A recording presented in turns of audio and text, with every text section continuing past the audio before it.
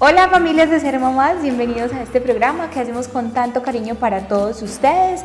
Hoy continuaremos hablando de un tema que ya habíamos tratado en un programa anterior y son las enfermedades de transmisión sexual, pero esta vez nos vamos a ocupar sobre el VIH y para esto nos acompaña de nuevo aquí en nuestro programa la médica Sara Lagoet. Y Sara, bienvenida nuevamente aquí a nuestro espacio. Muchas gracias, Kate, por la invitación nuevamente. Bueno, Sara, te cuento que este programa de la vez pasada fue un programa que llamó mucho la atención a muchas familias, a muchas personas, recibimos bastantes mensajitos y por eso estás acá nuevamente, pero esta vez vamos a tratar una enfermedad, particularmente una enfermedad de transmisión sexual, y es el VIH. Y queremos abordar este tema, Sara, es porque ha habido una alerta epidemiológica, sobre todo en la ciudad de Medellín y en el área metropolitana. Y pues bueno, empecemos contándole a las familias que nos ven en este momento, Sara, ¿qué es el VIH? Bueno, Kate, entonces lo que dices es muy cierto. En el mes de agosto, la Secretaría de Salud de Medellín reportó en lo que va corrido del mes más o menos hasta el censo de julio, 923 casos de VIH solamente en el área metropolitana. Y esto nos alerta a todos básicamente porque el VIH es una enfermedad de transmisión sexual que se denomina el virus de inmunodeficiencia humana y que todas las personas que tengamos vida sexual activa estamos en riesgo de contagiarnos con este virus. Bueno, eso es un riesgo en el que estamos todos, Sara, pero aparte de eso también hay formas de prevenirlo, ¿cierto? Y estamos en esta crisis epidemiológica que por ahora está en alerta en el área metropolitana, como tú lo mencionas, pero que es muy fácil que también se traslade a nuestra región del Oriente Antioqueño por la cercanía que tenemos nosotros con el área metropolitana, porque es muy fácil interactuar y conocer personas de estos lugares, de esta región, o que estas personas también se trasladen acá. Y bueno, pues el contacto sexual ahora, Sara, realmente pues es muy fácil, ¿cierto? Es muy fácil acceder a tener contacto sexual con cualquier persona, pues, y las distancias o el tema de los lugares, las zonas, no es como tan difícil. Entonces, ¿cuáles son esas formas de prevenirlo, Sara? Porque sabemos que esto nos puede pasar a todos, hasta la persona que tiene un matrimonio y una relación monógama puede estar pues como en este riesgo. Claro, entonces el virus del VIH es un virus muy fácil de prevenir. En realidad, la única prevención que debemos de tener todas las personas con vida sexual activa es el uso del preservativo.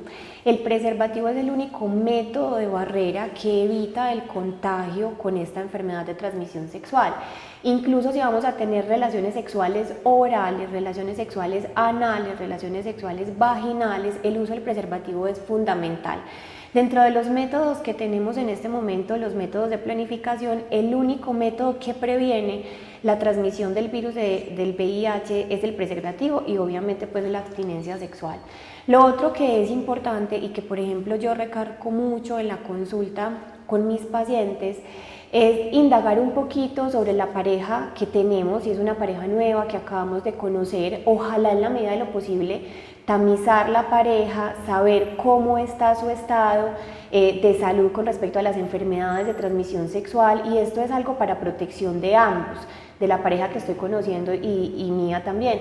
Entonces la invitación es a apartar un poquito el tabú que tenemos en este momento todavía en nuestra sociedad acerca de la parte sexual, de las enfermedades de transmisión sexual, empezar a hacer una educación temprana, sobre todo a los jóvenes, de la prevención, de que cuando inicien su vida sexual se acerquen a los puntos de sus IPS asignadas para pedir asesoría, para pedir consejería, para pedir incluso las pruebas de tamizaje de transmisión sexual, incluida la prueba rápida para el VIH, es una prueba muy sencilla.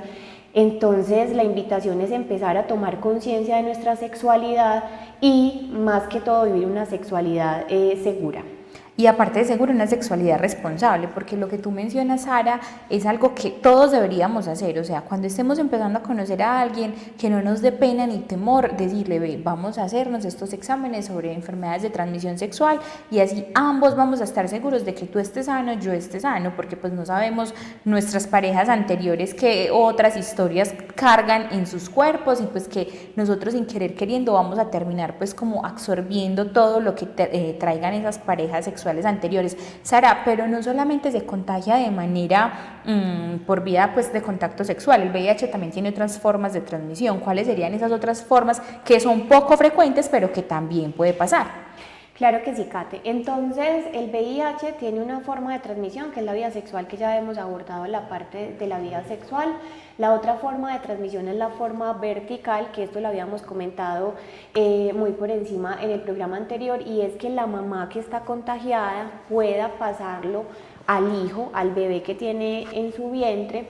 La otra forma de transmisión es por transfusiones de sangre, pero recordemos que en realidad esta forma ya es muy poco frecuente, esto prácticamente no se da por la seguridad que hay en los bancos de sangre en este momento. Y la otra forma de transmisión es que yo tenga contacto directo con los fluidos, sobre todo sanguíneo, de la otra persona que es portadora del virus. Esto se ve mucho cuando son consumidores de drogas intravenosas, que dentro del consumo pueden pasarse la misma jeringa con la que se inyecta la persona que es portadora del virus y se la pasa a la otra persona que muy probablemente no sea portadora, y acá también se genera esta transmisión.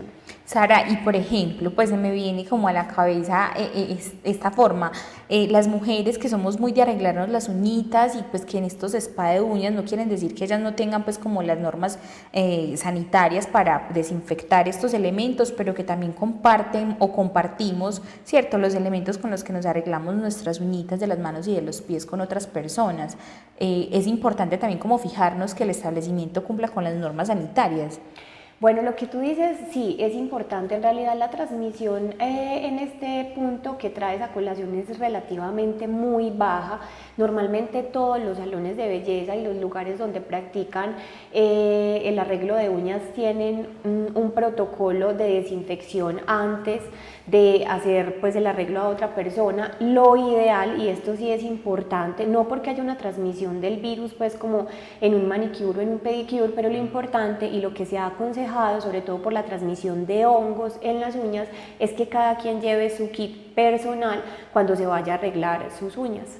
Bueno, Sara, tú ahorita nos mencionabas acerca de una prueba rápida para la detección, o sea, lo ideal es que todos sean a través de pruebas de sangre, ¿cierto?, que son como las más certeras, pero ¿cuál es esa prueba rápida o cómo se puede hacer? Bueno, anteriormente las pruebas del VIH se hacían y se demoraba un tiempo considerable el resultado. Ahora tenemos unas pruebas que vienen en un pequeño cassette que también se toman con una muestra de sangre, se introduce una gota de sangre y casi que a las 2 horas tenemos el resultado antes de si esa persona es portadora o no. Eso se llama una prueba rápida, incluso antes de las 2 horas.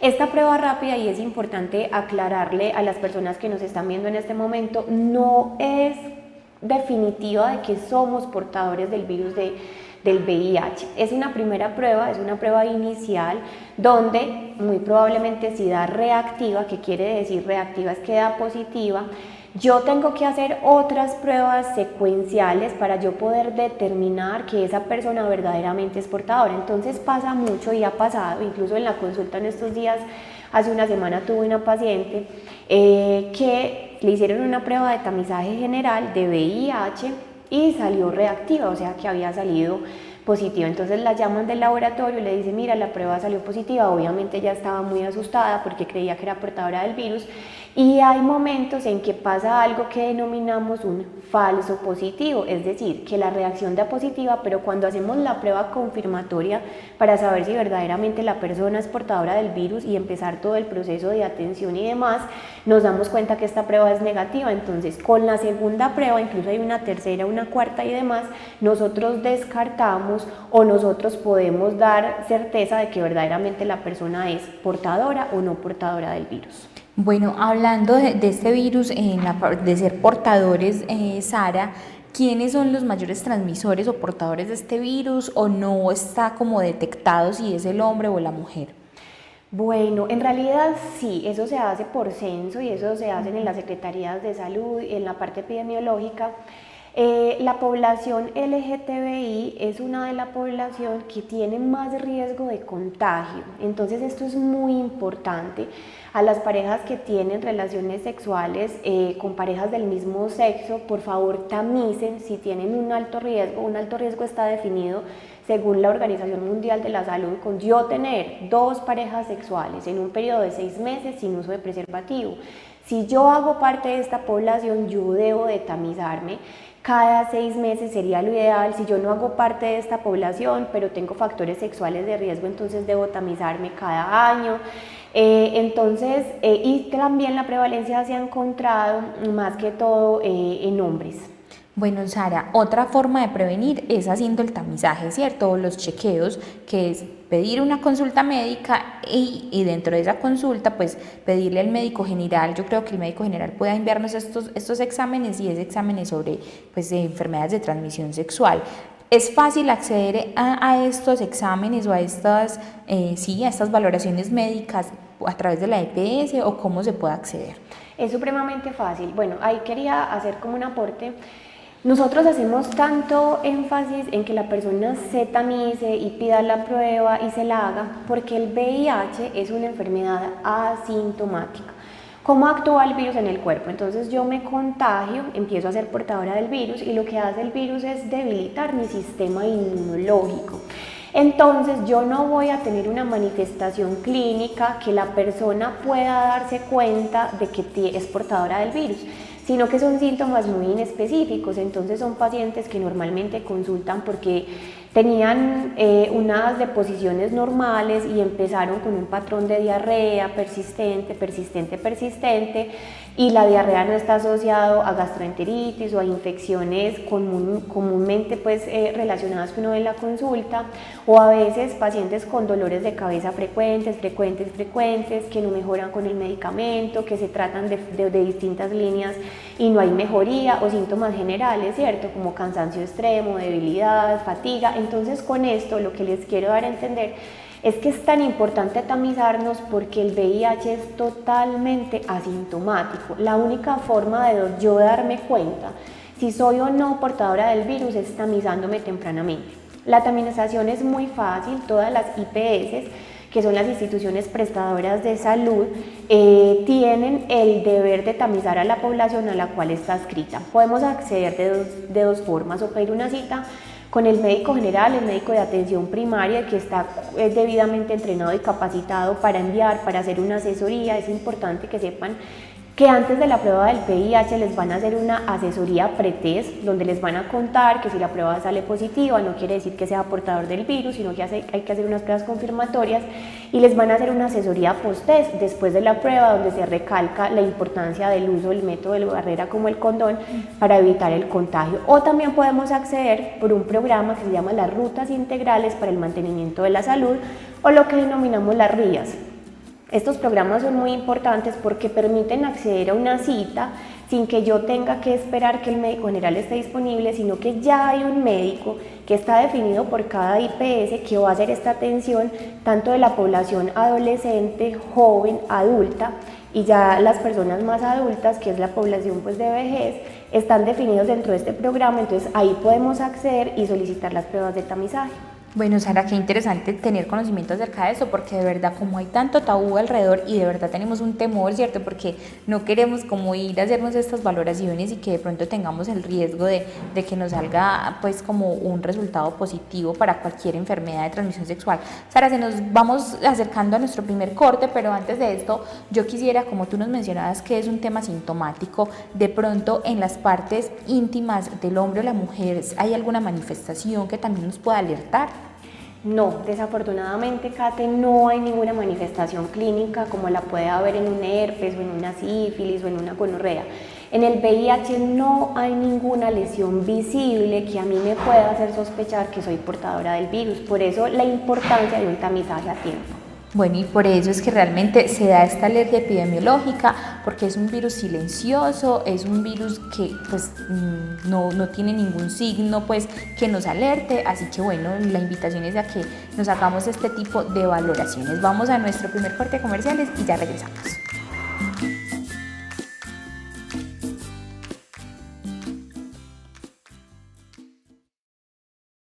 En Cable Plus Televisión nos interesa conocer tu opinión sobre nuestra empresa. Por eso, si tienes una petición, queja, reclamo, sugerencia o quieres reportar un daño en tus servicios de televisión o internet, puedes hacerlo a través de nuestra línea fija 604-322-1342 o escribirnos a nuestra línea WhatsApp 311-613-9197.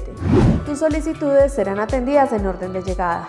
Recuerda, 604-322-1342 o 311-613-9197.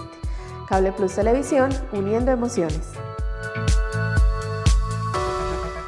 Para este año, Cable Plus Televisión te ofrece más de 80 canales para todos los gustos, canales de entretenimiento, novelas, deportivos, películas, series, cocina, infantiles, religiosos, informativos, documentales y musicales. Recuerda que somos el único operador de televisión que no necesita decodificadores, televisores modernos ni especiales, y por esto podrás disfrutar de nuestros canales en tus televisores sencillos o barrigoncitos. Comunícate con nosotros para brindarte más información. Llámanos al 604-322-1342 o al 311-613-9197. Recuerda, al 604-322-1342 o al 311-613-9197. Cable Plus Televisión, uniendo emociones.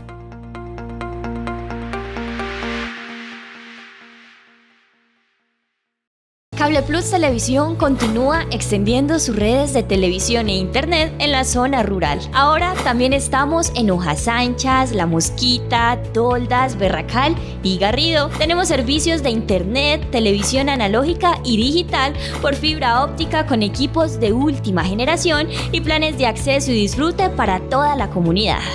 Ofrecemos internet hogar desde 10 hasta 350 megas y planes de internet dedicado para las empresas.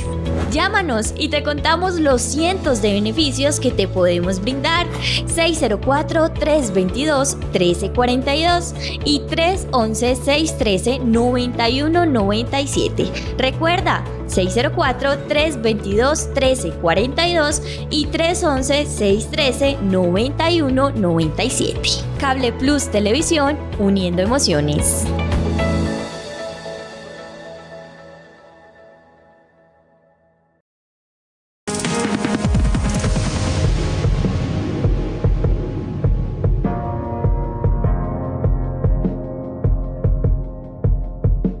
En Cable Plus Televisión nos interesa conocer tu opinión sobre nuestra empresa. Por eso, si tienes una petición, queja, reclamo, sugerencia o quieres reportar un daño en tus servicios de televisión o internet, puedes hacerlo a través de nuestra línea fija 604-322-1342 o escribirnos a nuestra línea WhatsApp 311-613-9197. Tus solicitudes serán atendidas en orden de llegada. Recuerda, 604-322-1342 o 311-613-9197. Cable Plus Televisión, uniendo emociones.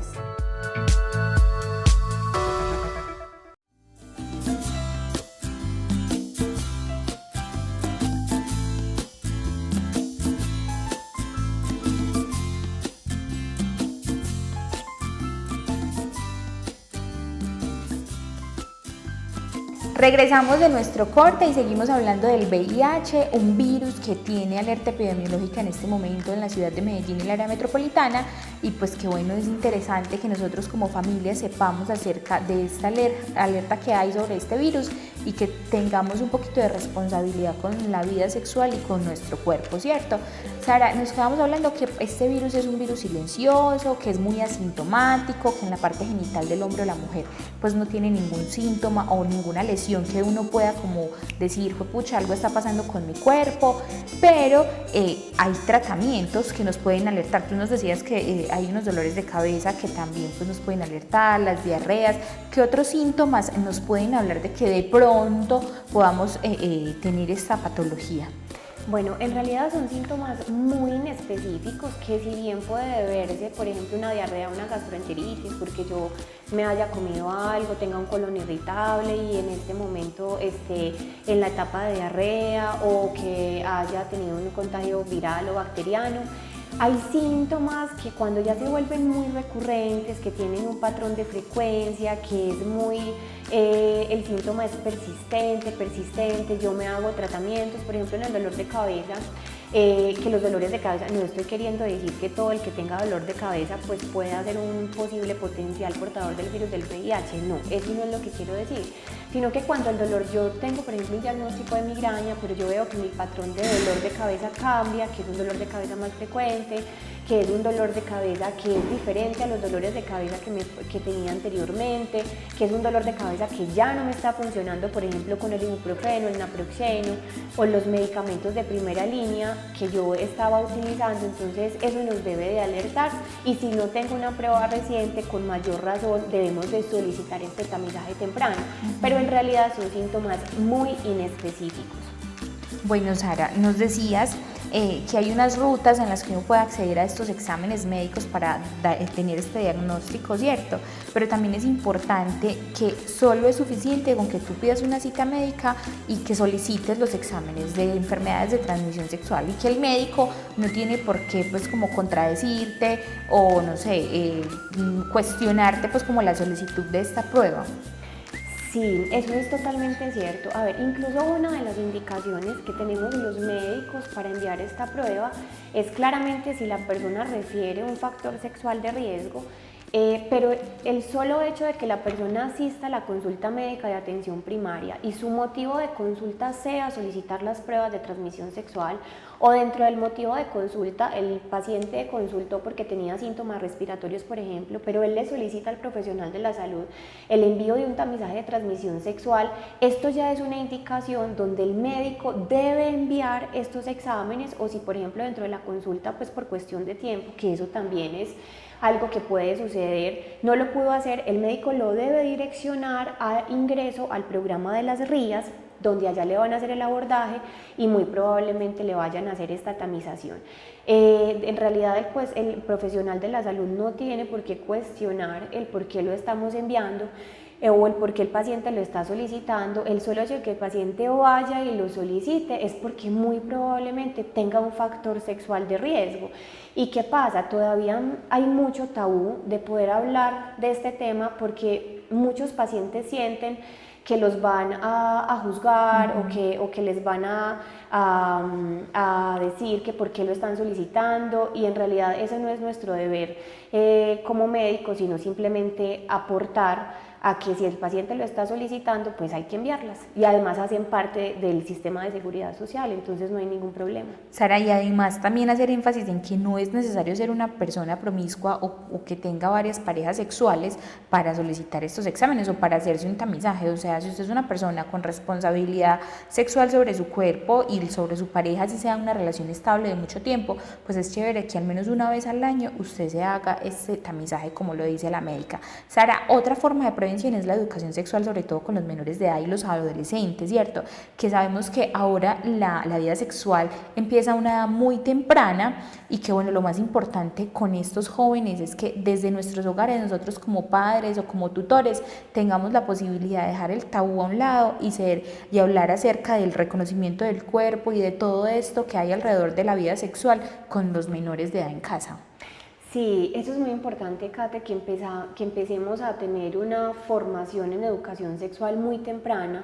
Desde la casa es supremamente importante empezarnos a abrir con nuestros adolescentes, empezarles a explicar ciertas cosas que muy probablemente a ellos, como a todo adolescente, se les va a abrir un mundo gigante y ellos van a encontrar una cantidad de información que los puede confundir. Entonces es importante que dentro de la casa podamos formarlos sobre la importancia que tiene una educación sexual responsable. Desde los colegios también hay programas formativos, desde las secretarías de salud también están obligadas a hacer programas formativos de educación en las instituciones de salud, de educación a los maestros, para que esto se vuelva un común denominador en la educación sexual y podamos hacer prevención. Mira, un dato muy importante que en estos días hablaba con una colega médica internista que me estaba comentando que Australia es uno de los países que tiene un programa abanderado donde dan algo que es la terapia PrEP. Entonces la terapia PrEP es la terapia preexposición al virus del VIH. ¿Para quién es esta terapia?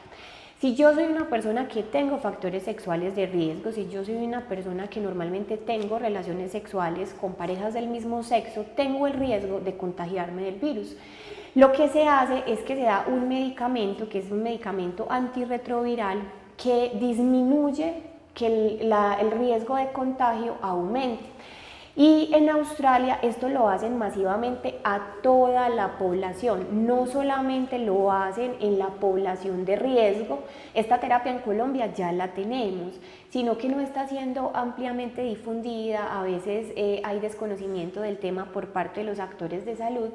Básicamente, ¿qué busca la terapia PrEP? La terapia PrEP busca en que si yo soy una persona que tiene factores sexuales de riesgo y que me pone aún más en riesgo de contagio con el virus del VIH, pues pueda disminuir el riesgo de ese contagio con la terapia. Son medicamentos antirretrovirales que los utilizamos básicamente para evitar el riesgo que tiene o disminuir, minimizar ese riesgo de contagio. Lo utilizamos mucho en las poblaciones que tienen relaciones sexuales con parejas del mismo sexo, y lo que hablaba con la médica internista es que en Australia se lo dan a toda la población en general, no solamente a la población en riesgo, se la dan a la población que tienen parejas hace muchos años, que tienen relaciones sexuales estables o que tienen parejas estables, obviamente pues previa aceptación y que lo solicite y demás. Pero por ejemplo este país se dio cuenta de la importancia de la prevención y de evitar el contagio más que ir a hacer el tratamiento, porque esto tiene altos costos de salud una persona que sea portadora del virus del VIH. Entonces ellos apuntan más a la prevención. En Colombia ya también tenemos disponible la terapia PrEP hace varios meses. O sea que en la EPS podemos solicitar como esta terapia PrEP, sobre todo las personas que hacen parte de esta población con mayor riesgo a contagiarse del VIH. Sí, en las EPS o en las instituciones prestadoras de salud están abiertas a que la persona que solicite la terapia PrEP tenga una orientación adecuada, tenga una educación, sepa para qué es la terapia, sepa sus riesgos y complicaciones. También hay algunas contraindicaciones, unas que son absolutas y otras que son relativas. Toda esta educación se va a dar dentro del contexto cuando el paciente solicite el ingreso o solicite la terapia PrEP.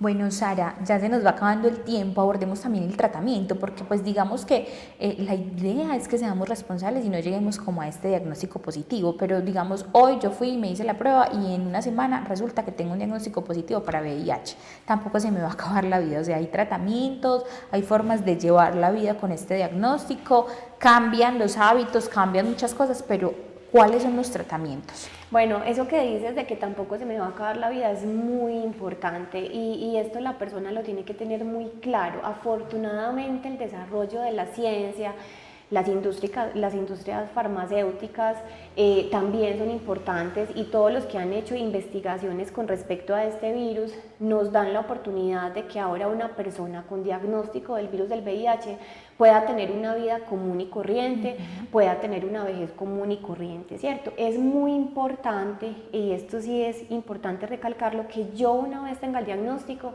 tengo que iniciar el tratamiento lo más rápido posible, porque de esa parte del inicio del tratamiento va a depender mi respuesta positiva a ese tratamiento.